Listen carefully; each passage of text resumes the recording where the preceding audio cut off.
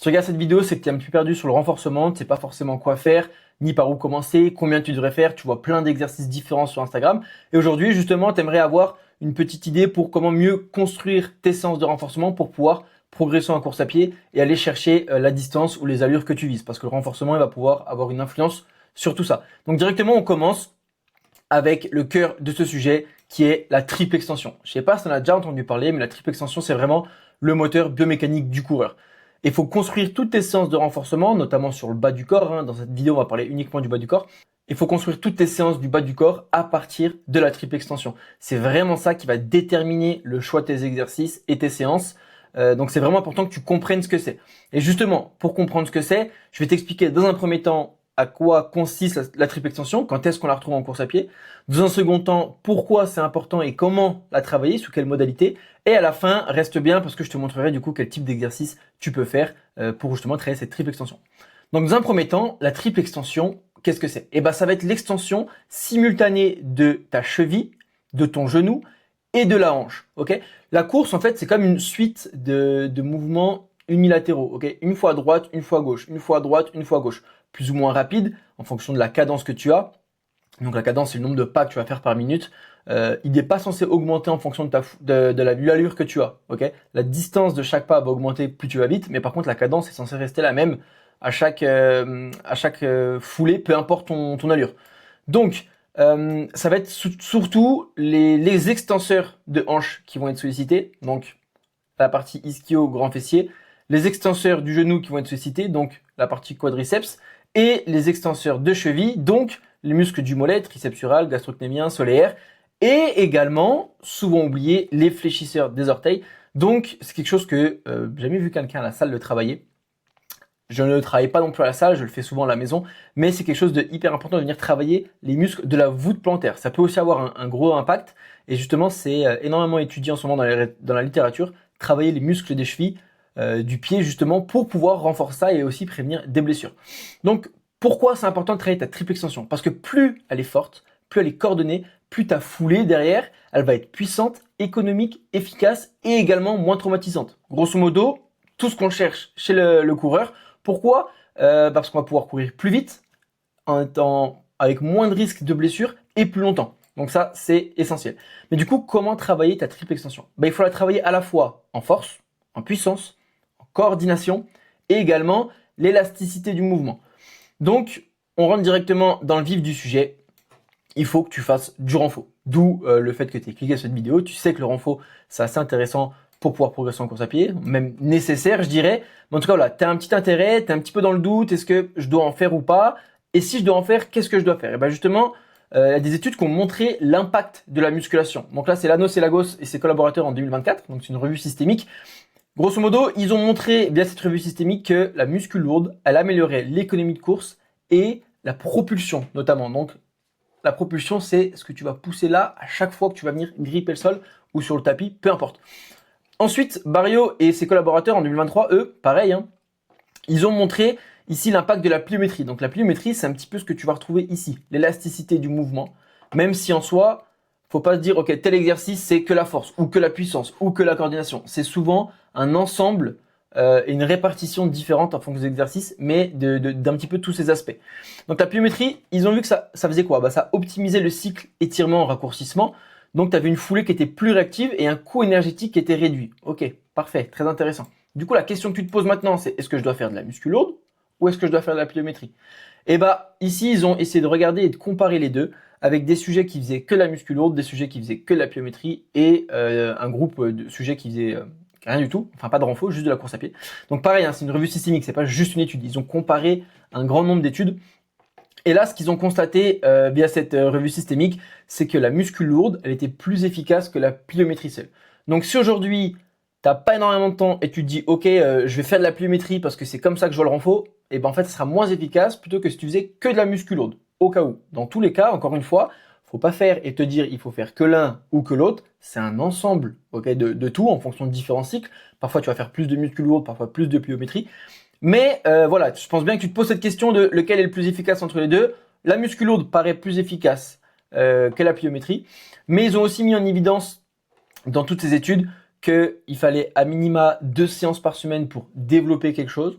pour tout ce qui était facteur nerveux. Donc, grosse charge, peu de répétitions ou sur de la pliométrie vraiment très explosive, on avait des résultats plus rapides, donc 3 à 6 semaines, parce que justement le système nerveux s'adapte beaucoup plus vite. Et pour tout ce qui va être structurel, là, plus le protocole était long, plus les résultats étaient importants. Donc c'est aussi une chose à retenir, forcément, faut pas que tu fasses de la muscu sur 2 semaines, c'est quelque chose qui prend du temps à se construire.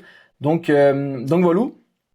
Et quelque chose d'important que je voulais te dire, c'est que pour construire du muscle, pour aller chercher une adaptation, vraiment un développement, ça demande plus d'entraînement. Donc là, tu vas plutôt être sur du 2 séances par semaine pour essayer de développer vraiment quelque chose. Mais à partir du moment où tu as développé quelque chose, c'est plus facile de le maintenir.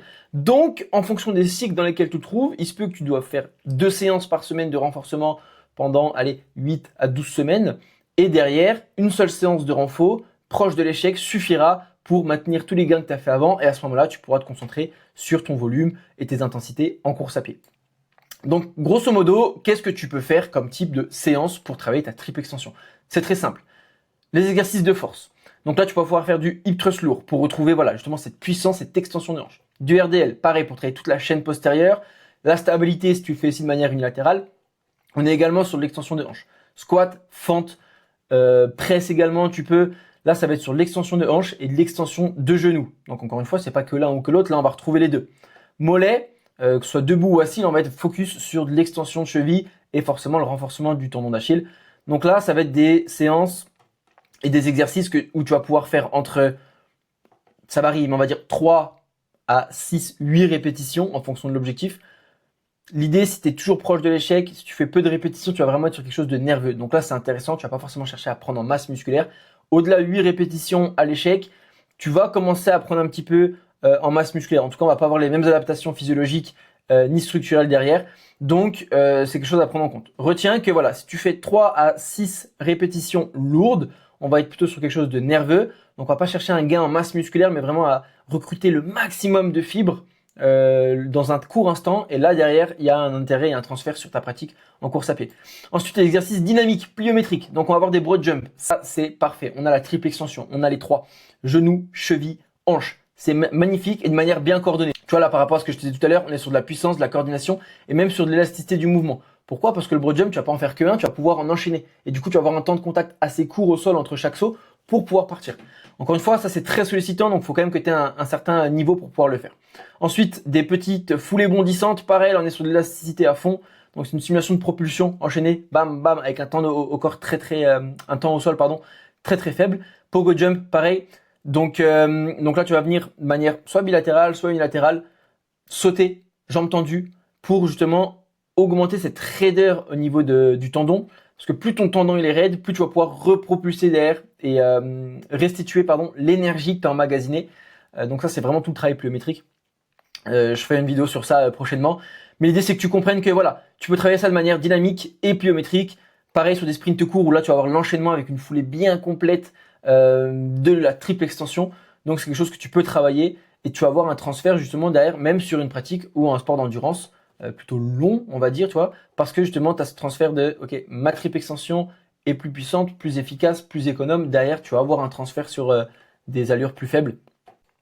Et voilà, exactement, on peut parler aussi des exercices de transfert. Donc là, on va avoir un gros travail de coordination principalement et donc la coordination entre les 3 types d'extensions. Donc sur du kettlebell swing, avec ou sans élastique. Si tu mets un élastique, ça va réduire un petit peu la phase excentrique. Ça peut être intéressant pour être vraiment que sur l'explosivité. Je t'ai pas mon accent anglais, mais grosso modo, ça va être du lancer de ballon. Ça, tu peux partir soit en position squat, soit en position fente, et d'un coup, tu vas pousser le ballon fort devant et tu vas l'accompagner. Ok, donc là, tu vas avoir une extension. Souvent, tu vas même faire ça avec un petit départ derrière en sprint sur 3-4 mètres où vraiment tu vas à fond et après tu ralentis progressivement pour vraiment avoir ce transfert-là sur ta pratique et sur tes foulées. Et tu peux également faire des montées de genoux, plus du skip. Donc là, on va travailler aussi le timing, la coordination et la puissance. Donc voilà, montée de genoux, tu peux aussi le faire soit de manière classique en gamme, soit aussi sur par exemple un step, une box. Et là, tu vas essayer de monter et de propulser le plus fort possible. Donc voilà un petit peu pour tous ces exercices. En termes de récupération, ça va dépendre de toi, la capacité à récupérer entre chaque série. Donc je vais pas te donner un chiffre, je peux donner une fourchette entre 1 minute 30 et 4 minutes si tu veux. Mais voilà, faut que tu puisses d'ailleurs refaire le même effort. Nombre de séries, ça va dépendre pareil, en fonction de si tu cherches à développer ou est-ce que tu cherches juste à maintenir. Donc pareil, grande fourchette entre 2 et 6 séries. Moins il y a de séries, moins tu vas pouvoir développer. À toi de voir derrière par rapport à ce que tu cherches. Le tempo sur quasi tout, ça va être maximal. Dans le sens maximal, j'entends par ça, sur la puissance, sur l'explosivité, forcément tu vas aller plus vite. Donc le tempo, on s'en fout. Et sur de la force, je vais pas dire que tu fais ton mieux, mais voilà, tu contrôles le mouvement, tu contrôles la descente, tu es dans la maîtrise. Et quand il faut être sur la phase concentrique, là forcément tu vas pousser le plus vite possible. Mais en fonction de la charge, le plus vite, ça sera quand même lent. Donc en soi, un tempo, je veux dire, classique. Et pour le RPE, proche de l'échec sur la force. Sur ce qui est dynamique, forcément, à la fin de ta séance, tu seras plus fatigué, pareil sur l'exercice de transfert. Mais sur chaque série, il ne faut pas que tu sois proche de l'échec. Pourquoi? Parce que si tu vas être proche de l'échec, ta vitesse, elle va drastiquement diminuer. Tu vas pouvoir fournir beaucoup moins d'énergie. Donc là, il faut plutôt que, ok, si imaginons, broad jump, tu pourras en faire 10 d'affilée, fais-en 3, 4 d'affilée, récupère avant de repartir pour vraiment garder cette fraîcheur, cette puissance à chaque exercice. Pareil sur le kettlebell swing, tu pourras en faire 15. Non, arrête-toi à 5, 6 pour vraiment être hyper explosif sur ces 5-6 répétitions et travailler à fond cette coordination. Mais avec une certaine vitesse, que quand tu vas aller courir derrière, l'allure que tu vas retrouver, c'est une certaine vitesse. Ça, c'est vraiment une modalité qui va être hyper utile à partir du moment où tu cours à une certaine allure et que tu veux aller progresser derrière. Okay, si demain, tu cours, tu n'arrives pas à courir entre guillemets très vite, encore une fois, le très vite, il dépend de chacun, hein, mais que ouais, tu n'es pas une allure hyper rapide, forcément, ça aura moins un impact directement sur ta performance. Dans le sens où là, augmenter ton volume en course à pied, travailler ton seuil, travailler avec des blocs d'allure en VMA, tu vas déjà progresser facilement en course à pied. Mais quand tu as déjà un petit niveau en course à pied et que tu cherches justement à voir de quoi tu es capable, tu veux te prouver plus, que tu peux faire plus, et ben là, c'est hyper intéressant. Donc, en conclusion de cette vidéo, une meilleure allure, l'économie de course et la puissance, ça vient pas seulement de ton cardio. Donc, ça vient pas seulement de ta pratique en course à pied. Le renforcement, j'espère que tu l'as compris, c'est essentiel pour pouvoir progresser en course à pied. Parce que justement, tout ça, ça vient aussi de ton moteur biomécanique. Et comme je te le disais, ça, c'est ta triple extension. Plus tu la renforces, plus tu deviens efficace, plus tu vas devenir rapide. Et au-delà de devenir rapide, forcément, si tu vas être plus rapide, et ben la même allure à laquelle tu es aujourd'hui, tu vas pouvoir courir plus longtemps. Okay, en travaillant également en course à pied, hein, c'est pas dissocié, c'est pas je fais que du renfort ou que de la course à pied. C'est quelque chose que tu dois ajouter. Forcément, quand tu fais les deux, tu as des interférences qui peuvent venir. Donc là, c'est aussi important de gérer tes séances à haute intensité. Pas que tes séances à haute intensité soient trop proches de tes séances bas du corps sur le renforcement et que tu aies vraiment une bonne gymnastique entre tes séances pour pouvoir progresser dans les deux sans qu'il y ait trop d'interférences. Donc voilà, il faut continuer à courir même quand tu fais du renfort. Hein. J'entends bien à part ça, c'est une séance en plus, mais qui est nécessaire. C'est pas un plus, ah si je le fais c'est cool. Non, c'est nécessaire et j'espère que tu as bien compris qu'il fallait le faire. Dans un premier temps, ici, j'ai vraiment mis l'accent sur l'amélioration de tes performances en course à pied, mais également sur la prévention des blessures, mais c'est tellement évident que je n'ai pas parlé dans la vidéo. Et ça, tu peux le faire sans augmenter ton volume, ni ton intensité, juste grâce à une foulée mieux construite.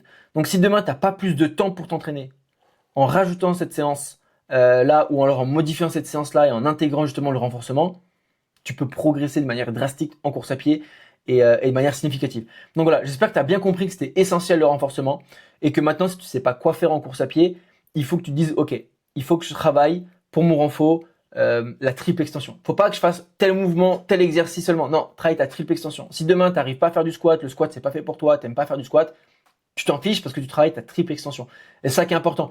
Dans le squat, tu vas retrouver une extension de hanche et une extension de genou. Ok, dans quel autre exercice je peux retrouver ça? Parce que le squat, j'y arrive vraiment pas. Dans les fentes, parfait, je vais pouvoir faire des fentes.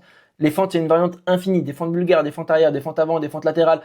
Bref, tu peux retrouver un exercice. Dis-toi, tu travailles un pattern de mouvement, donc tu travailles la triple extension et tu travailles pas tel exercice. Donc voilà, maintenant, tu sais quoi faire pour le renforcement. Si tu as des questions par rapport à ça, n'hésite pas à me les poser en commentaire ou directement venir m'envoyer un message sur Instagram. Voilà, je te souhaite une bonne journée et à la prochaine.